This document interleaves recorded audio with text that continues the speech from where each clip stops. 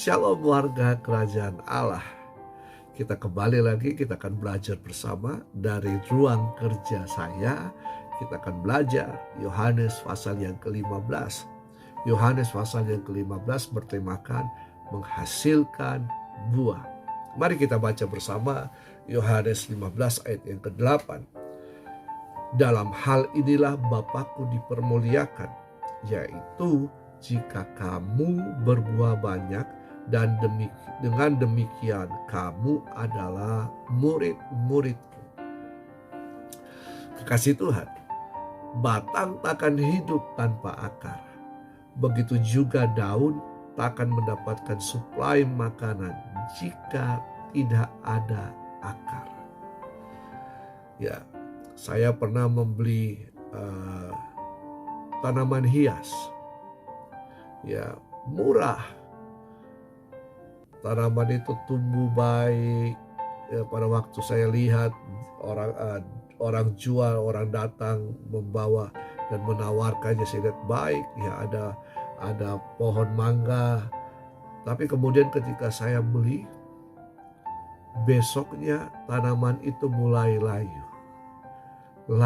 Hari kedua, hari ketiga, lalu kemudian mati. Tapi setelah saya periksa, ternyata tanaman itu tidak punya akar. Saya tertipu dengan tanaman itu.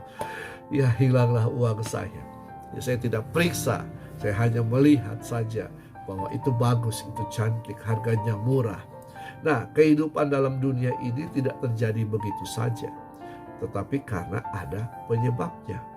Allah lah sang pencipta semua, termasuk seluruh jagat raya ini. Dialah penyebab ya semua yang ada. Dialah sumber daripada segala kehidupan.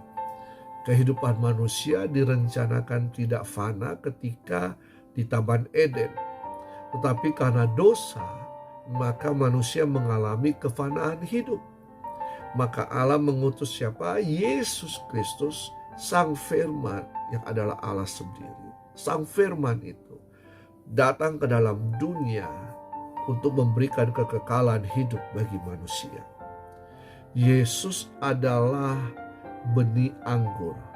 Benih itu harus mati, ditanam dan bertumbuh menjadi pohon anggur. Nah, kekekalan hidup hanya ada di dalam Yesus. Dialah sang pokok anggur yang benar, yang memberikan kehidupan kepada ranting sehingga bisa berbuah. Kefanaan hidup hanya akan berubah menjadi kekal ketika dicangkokkan ke pokok anggur yang benar. Saudara yang kekasih, tanpa dicangkokkan pada pokok anggur yang benar, maka hidup kita akan tetap fana dan mengalami kebinasaan api kekal neraka. Tidak ada pokok anggur yang lain yang bisa memberikan kehidupan kekal. Karena firman Tuhan katakan, di luar Yesus, maka yang ada hanya kebinasaan. Ketika kita mencangkokkan diri kita ke pokok anggur yang benar, maka kita akan mendapatkan suplai makanan untuk menguatkan kerohanian kita.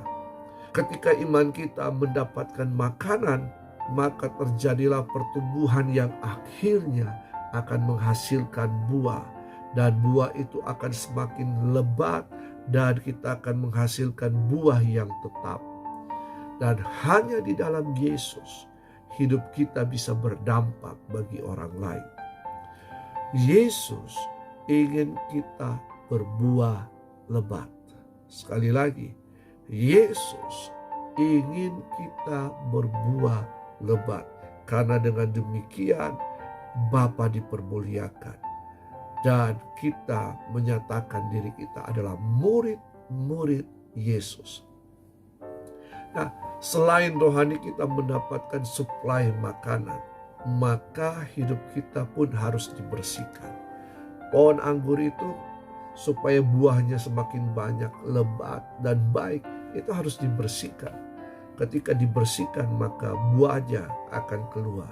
Segala bentuk kekejian, kenajisan, dosa, daun-daun kering yang menghalangi proses berbuah, hal-hal yang tidak berguna, karakter yang tidak baik, itu akan dibuang, ya, itu akan dipotong dan dibuang supaya kita bisa menghasilkan buah yang lebat dan buah yang tetap, dan buah kita akan menyatakan siapa kita. Amin. Haleluya. Kita akan kembali lagi untuk mempelajari Yohanes pasal yang ke-16. Tuhan Yesus memberkati.